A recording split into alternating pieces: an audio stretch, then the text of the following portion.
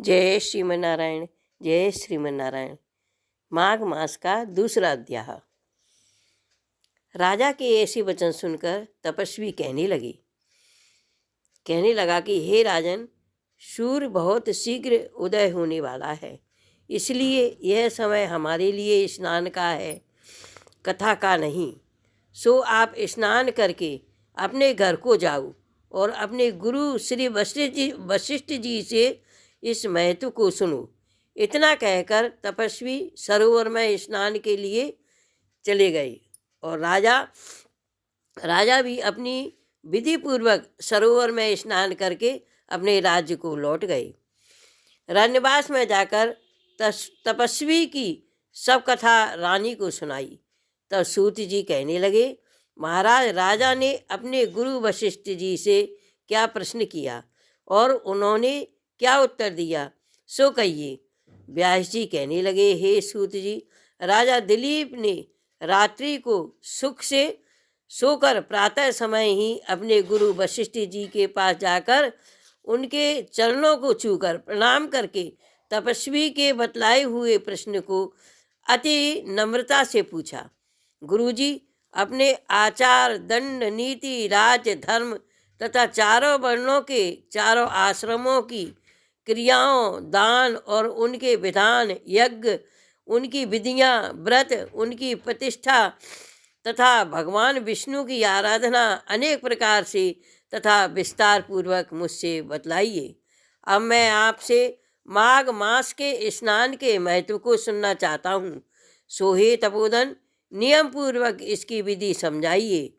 गुरु वशिष्ठ जी कहने लगे, हे राजन, तुमने दोनों लोकों के कल्याणकारी, वनवासी तथा गृहस्थियों के अंतःकरण की पवित्र करने वाली माघ मास के स्नान का बहुत सुंदर प्रश्न किया है। बहुत सुंदर प्रश्न पूछा है। मकर राशि के सूर्य के आने पर माघ मास में स्नान का फल गौ, भूमि, तिल, वस्त्र, स्वर्ण, अन्न, घोड़ा आदि दानों तथा चंद्रायण और ब्रह्मकुच व्रत आदि से भी अधिक होता है, अति उत्तम है। वैशाख तथा कार्तिक में जप, दान, तप और यज्ञ बहुत फल देने वाली होती है, परंतु माघ मास में इनका फल बहुत ही अधिक होता है। माघ में स्नान करने वाला पुरुष राजा और मुक्ति के मार्ग को जानने वाला होता है। जो माघ स्नान करता है वह राजा बनता है। दिव्य दृष्टि वाले महात्माओं ने कहा, जो मनुष्य माघ मास में सकाम या भगवान के निर्मित नियम पूर्वक माघ मास में स्नान करता है वह अनंत काल तक अनंत फल वाला होता है। उसको शरीर की शुद्धि, प्रीति, ईश्वर तथा चारों प्रकार के फलों की प्राप्ति होती है। अदिति ने 12 वर्ष तक मकर संक्रांति में अन्न त्याग कर स्नान किया। इससे तीनों लोगों को उज्जवल करने वाले 12 पुत्र उत्पन्न हुए। वह 12 देवता हुए। माघ में स्नान करने से ही रोहिणी, सुभगा, अरुंधति दानशीला हुई, इंद्राणी के समान रूपवती होकर प्रसिद्ध हुई।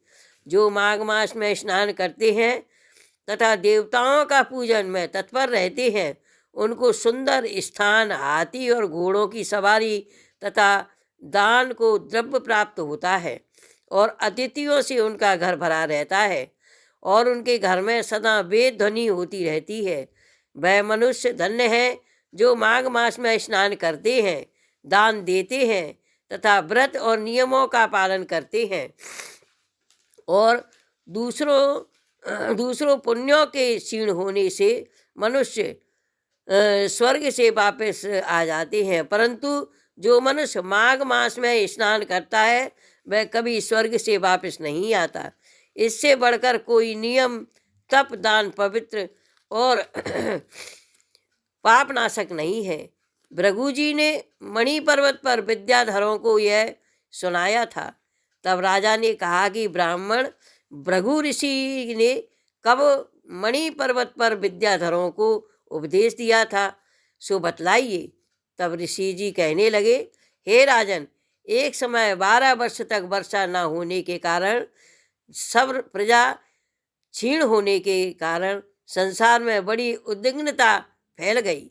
हिमाचल और विंध्याचल पर्वत के मध्य का देश निर्जन होने के कारण श्राद्ध, तप तथा स्वाध्याय सब कुछ छूट गए। सारा लोक विपत्तियों में फंसकर प्रजाहीन हो गया। सारा भूमंडल फल और अन्न से रहित हो गया। तब विंध्याचल से नीचे बहती हुई नदी से सुंदर वृक्षों से आच्छादित अपने आश्रम से निकलकर श्री भृगु ऋषि अपने शिष्यों सहित हिमालय पर्वत पर गए। इस पर्वत की चोटी नीली और नीचे का हिस्सा सुनहरी होने से सारा पर्वत पीताम्बरधारी श्री भगवान के सहस लगता था। पर्वत के बीच का भाग नीला और बीच बीच में कहीं कहीं सफ़ेद स्फटिक होने से तारों से युक्त आकाश जैसी शोभा को प्राप्त होता था। रात्रि के समय वह पर्वत दीपकों की तरह चमकती हुई दिव्य स्योदे से पूरित किसी महल की शोभा को प्राप्त होता था। वह पर्वत शिखाओं पर बांसुरी बजाती और सुंदर गीत गाती हुई किन्नरियों तथा केले के पत्तों की पताकाओं से अत्यंत शोभा को प्राप्त हो रहा था। यह पर्वत नीलम पन्ना पुखराज तथा इसकी चोटी से निकलती हुई रंग बिरंगी किरणों से इंद्रधनुष के समान प्रतीत होता था। स्वर्ण आदि सब धातुओं से तथा चमकते हुए रत्नों से चारों ओर फैला हुआ था। अग्नि ज्वाला के समान शोभायमान था। इसकी कंदराओं में काम पीड़ित विद्याधरी अपने पतियों के साथ आकर रमण करती थीं। गुफाओं में ऐसे ऋषि मुनि जिन्होंने संसार के सब कलेशों को जीत लिया है, रात दिन ब्रह्म का ध्यान करते थे और कई एक हाथ में रुद्राक्ष की माला लिए हुए शिव के आराधनों में लगे रहते थे। पर्वत के नीचे भागों में जंगली हाथी अपने बच्चों के साथ खेल रहे थे। कस्तूरी वाले रंग बिरंगे मृगों के झुंड इधर उधर भाग रहे थे। यह पर्वत सदा राजहंस तथा मोरों से भरा रहता था। इसी प्रकार इसको हम कुंड कहते हैं। यहाँ पर सदैव ही देवता, गोक और अप्सरा निवास करते हैं। जय श्रीमन नारायण, जय श्रीमन नारायण। दूसरा अध्याय।